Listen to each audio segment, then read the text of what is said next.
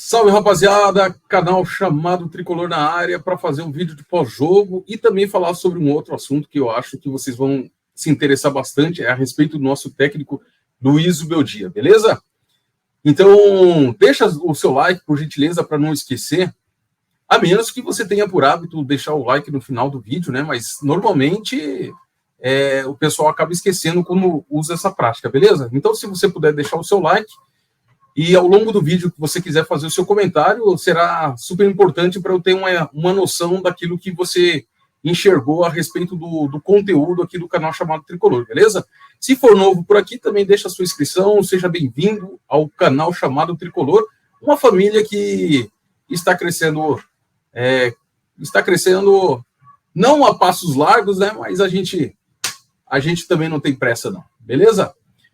Vamos falar aí a respeito do jogo de ontem, rapaziada. Aconteceu lá no estádio do Mangueirão, dia 2 de maio, às 19h30. Nós tivemos a escalação. Foi o Jandrei no gol, da direita para a esquerda, o Moreira, o lateral de Moreira, Diego Costa e Ferrarese e o Patrick Lanza. Daí tivemos Luiz Gustavo e ali no lugar do Bobadilha estava o Juliano Galopo. Mais à frente o Rodrigo Nestor, o Eric pela direita, Juan centralizado, e lugar ali onde você está vendo o Galopo pelo lado esquerdo, nós tivemos, na verdade, o Michael Araújo. Beleza, pessoal?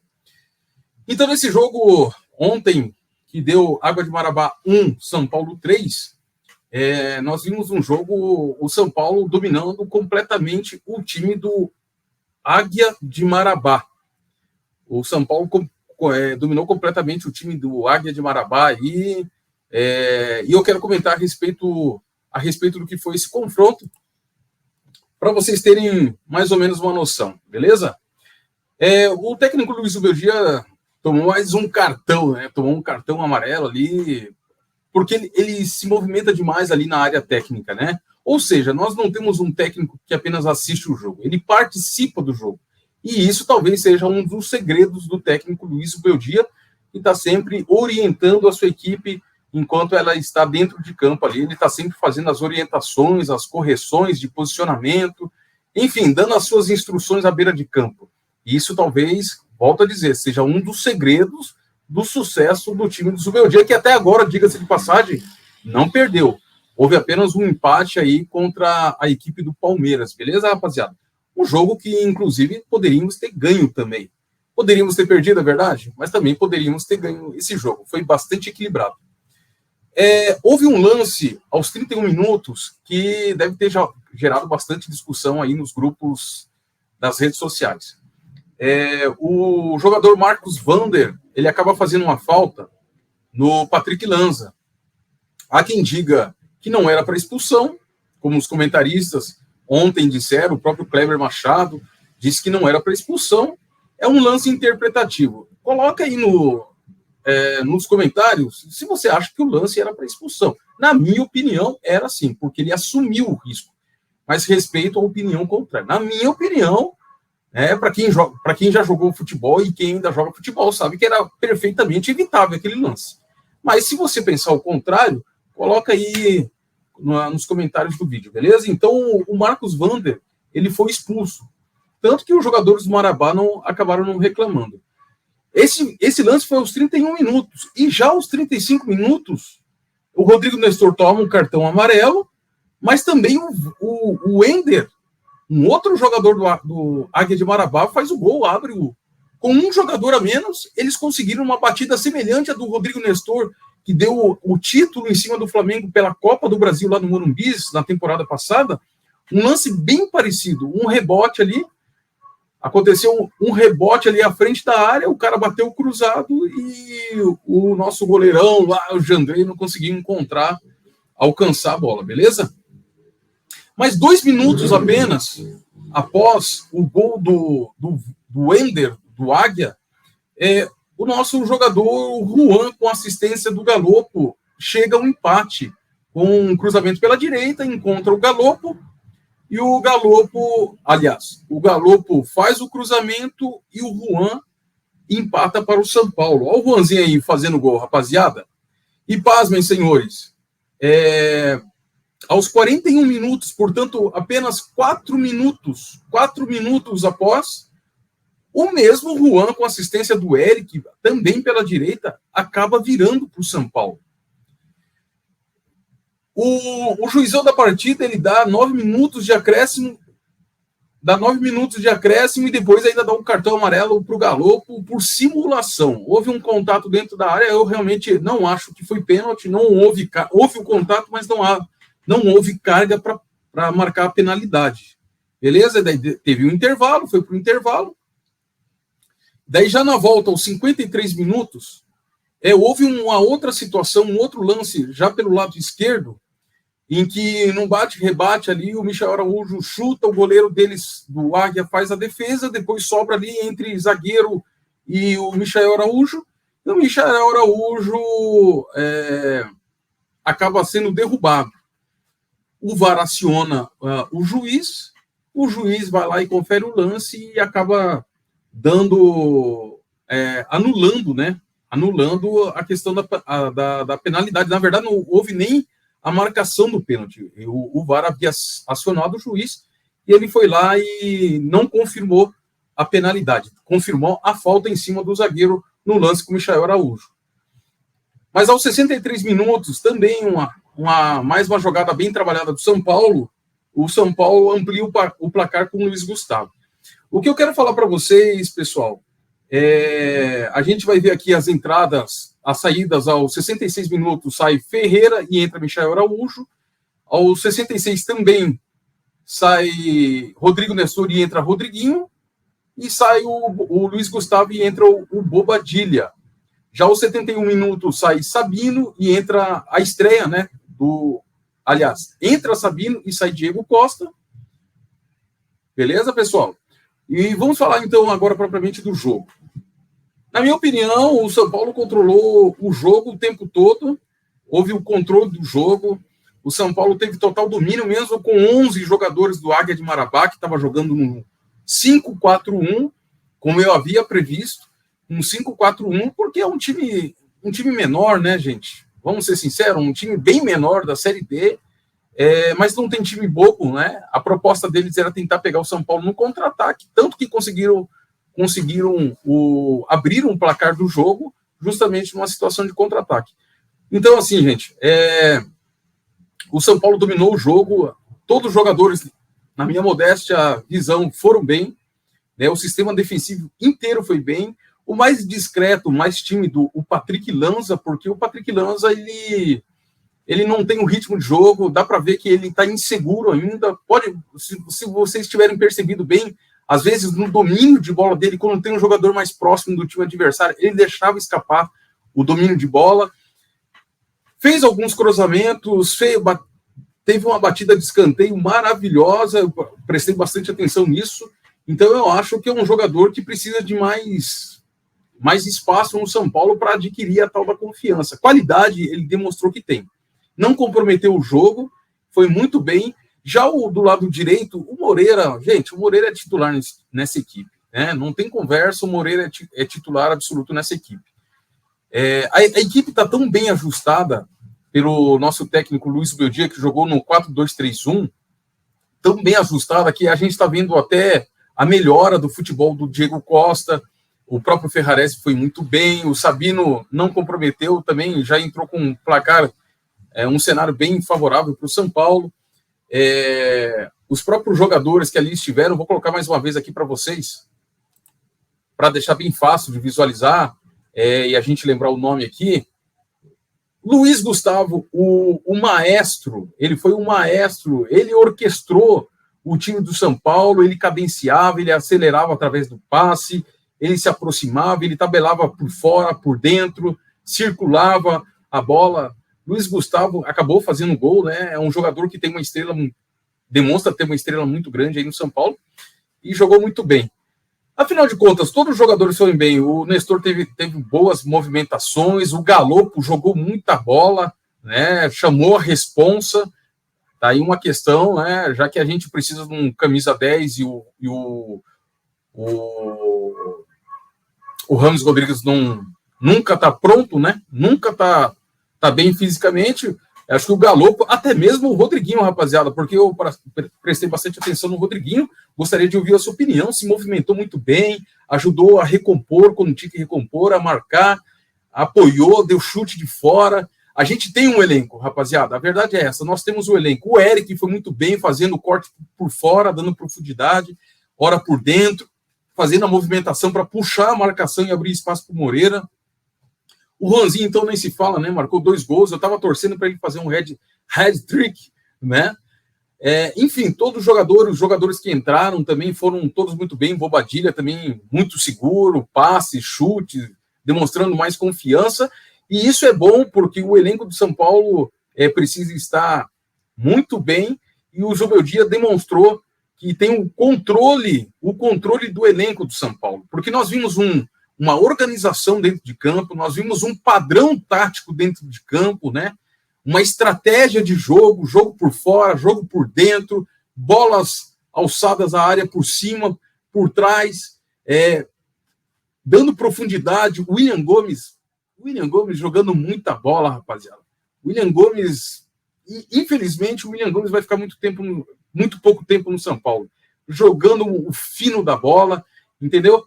Então tem que ser mais aproveitado, mais utilizado, assim como o Rodriguinho também. Eu acho que esses dois aí vão dar muitas alegrias para o São Paulo. E acrescento aí nessa safra, o Moreira ainda tem Bali para estrear, tem Negruti para estrear, entendeu? Perdemos, infelizmente, o Pablo Maia, mas nós temos elenco, gente. E principalmente nós temos um técnico.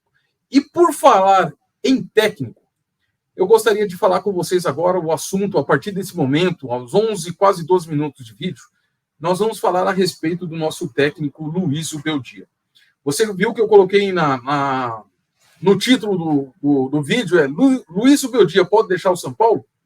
Eu vou explicar para vocês qual que é a minha visão. Não é nenhuma informação, tá, pessoal? Mas, se vocês notarem, quando o São Paulo contratou o Dorival Júnior, o Dorival Júnior veio de um tempo que ele estava parado. Ele havia sido dispensado no Flamengo no final da temporada 2022 e ele passou mais de 6 meses e nenhum time foi atrás dele. Foi quando o São Paulo dispensou o Rogério Ceni e, por mais sorte que juízo, acabou conseguindo fechar com o Dorival, porque o Corinthians já estava ali na cola deles, né? Já estava na cola ali do Dorival. E deu no que deu. Deu um resultado muito bom.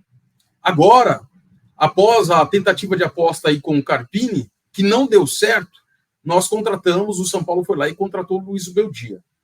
Nesse primeiro momento, a gente está vendo sem tempo para treinar, o Luiz Zubeldia tem um domínio do elenco.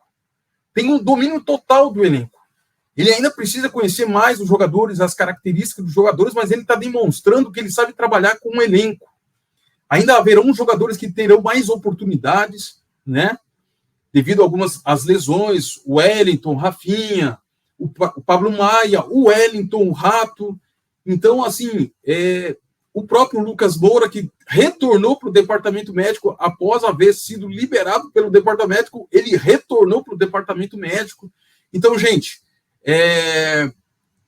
eu estava preocupado com a questão do departamento médico, mas eu fico mais tranquilo porque eu estou vendo que o técnico está com o time nas mãos, o elenco nas mãos. Ele sabe o que está fazendo. O técnico Luiz Zubeldia, ele sabe exatamente o que está fazendo aí à frente do time do São Paulo. E, olha, só para vocês terem uma ideia. Desculpa, pessoal. Contra o Barcelona, nós ganhamos de 2-0 e ele usou um 4-3-3. Contra o Palmeiras, foi um empate de 0-0, ele usou um 3-5-2. Agora, contra o Águia de Marabá, 1 para o Águia e 3 para nós, ele usou 4-1-4-1, né? Na verdade, acabou se tornando um 4-1-4-1, mas o esquema inicial foi um 3-5-2, um 4-2-3-1, que pelas circunstâncias do jogo acabou se transformando num 4-1-4-1 para dar profundidade nas laterais, de que tanto precisou o São Paulo. Então, assim, gente, o Luiz Zubeldia, sem tempo para treinar, está conseguindo aplicar vários sistemas de jogo, estilos táticos, e isso, em um determinado momento, vai chamar atenção. É aí onde eu quero chegar. Isso vai chamar atenção. Seja de uma seleção argentina, em caso do técnico da seleção argentina não se sustentar à frente do cargo, é certo, existem outros treinadores argentinos, mas existem outras seleções também que provavelmente irão atrás de técnico após a Copa América, se eles não forem bem. E também existe a questão dos times europeus. Pelo aquilo que a gente tem visto em pouquíssimo tempo do trabalho do Zubeldia, ele gosta de intensidade, ele está completamente atualizado ao futebol moderno, ele faz variação de esquema táticos, ele tem um elenco na mão, né? Ele é muito participativo, ele conversa de maneira individual com os jogadores, e isso faz com que o entendimento do jogador fique mais fácil daquilo que ele quer dentro de campo. Enfim, a gente só tem visto vantagens dele. Eu acredito, eu não fiz a conta, o percentual, mas esteja beirando uns 80% de aproveitamento do Luiz Zubeldia. E isso, assim como foi com o Dorival Júnior, que ele chegou, após o São Paulo ter contratado ele, e imediatamente conseguiu trazer resultados para o São Paulo num 4-2-3-1, ele fazia o rodízio do elenco, valorizando os jogadores, não dando protagonismo ao departamento médico. O Luiz Zubeldia também está fazendo isso. E o técnico Dorival Júnior ainda conseguiu trazer, porque ganhou os jogadores e fez um conjunto forte. O que nós temos visto é um conjunto forte do time do São Paulo, porque o Luiz Zubeldia está ganhando os jogadores. E isso fará, pessoal, isso fará com que o conjunto fique forte. E o conjunto do São Paulo ficando forte, ele vai brigar, sim, pela Libertadores, vai brigar pela Copa do Brasil e também vai brigar para ficar entre boas posições no Campeonato Brasileiro. Isso, impreterivelmente, vai chamar a atenção de times europeus ou até alguma seleção aí da América do Sul ou outro continente. Eu havia previsto, após 10, 11 jogos do Dorival, que em breve a seleção brasileira iria chamá-lo para ser treinador. Foi o Diniz, tinha a promessa do Ancelotti, que eu nunca acreditei, e acabou o Diniz sendo dispensado e o Dorival Júnior foi contratado. Pelo aquilo que a gente está vendo do trabalho do Luiz Zubeldia, que é cedo, vamos deixar bem claro, é cedo, mas essa consistência de vitória em vitória, de pontuação em pontuação, a confiança do elenco vai aumentando, eles vão acreditando no trabalho do técnico. A gente tem visto elogios do elenco, sucessivos elogios não só do elenco, mas de dirigentes e funcionários dentro do clube, e agora a grande mídia já começa a se render ao técnico Luiz Zubeldia. Então, gente, a gente pode preparar o coração. Antes do final da temporada, eu não acredito que o técnico saia. E eu acredito, sim, que ele vai brigar pela Libertadores. Porque esse técnico se preparou para assumir o São Paulo Futebol Clube. É aquilo que eu venho dizendo em lives. É aquilo que eu disse no vídeo de apresentação do técnico Luiz Zubeldia. Ele se preparou para assumir o São Paulo Futebol Clube. Durante esse tempo, após o primeiro contato inicial do Muricy Ramalho, ele vem se preparando por causa da Libertadores, que era um sonho dele logo após a conquista da Sul-Americana com o time da LDU. Inclusive, ele consegue recuperar jogadores, já está no histórico dele, no Independente Medellín, em outros clubes que ele passou, que estavam desacreditados, e a gente está vendo isso sendo implantado no São Paulo. Usando os jogadores da categoria de base, resgatando os jogadores do elenco que não estavam sendo utilizados. Gente, é uma conta muito simples. Então, vamos desfrutar ao máximo do técnico Luiz Zubeldia, vamos apoiá-lo de maneira incondicional, e quero deixar aqui os parabéns à torcida São Paulina que esteve presente no estádio, lotando o estádio e apoiando o São Paulo o tempo todo. Vamos apoiar o técnico Luiz Zubeldia, e o que eu sugiro? Um planejamento de futebol. Um planejamento de futebol do São Paulo Futebol Clube para tentar prevenir, conforme for a temporada do São Paulo à frente com o técnico Luiz Zubeldia, eu recomendo à diretoria, no final da temporada, fazer um planejamento de futebol. Ah, mas ele tem contrato até dezembro de 2025. Não importa, gente. Se a gente fizer um planejamento de futebol, assim como acontece com o técnico Abel Ferreira, que está há muito tempo à frente do Palmeiras e ganhando tudo, assim como acontece com o Vojvoda, se a gente tiver um planejamento de futebol, pode ser que quando surjam os convites de uma seleção ou de um time europeu, pode ser que a gente consiga competir competir com essas situações, com esses cenários, com esses clubes, com essas seleções. Caso contrário, com o DE São Paulo, com a falta de dinheiro e precisando contratar jogadores de oportunidade de mercado, fica difícil.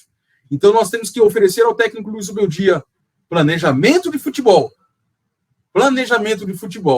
e conseguir melhorar a saúde financeira do clube, que é uma tarefa dificílima, e também a questão do refis do São Paulo. Beleza, rapaziada? Esse foi mais um vídeo do canal chamado Tricolor. Espero que você tenha gostado e entendido o vídeo de hoje, que demorou um pouquinho mais, porque, afinal de contas, o assunto era muito pertinente e importante, e do interesse da massa são paulina. Tamo junto, deixe seu like, sua inscrição, compartilhe esse vídeo e deixe seu comentário. Porque ser São Paulo não é uma escolha nem uma opção. Ser São Paulo é uma vocação. Tamo junto, forte abraço e vamos.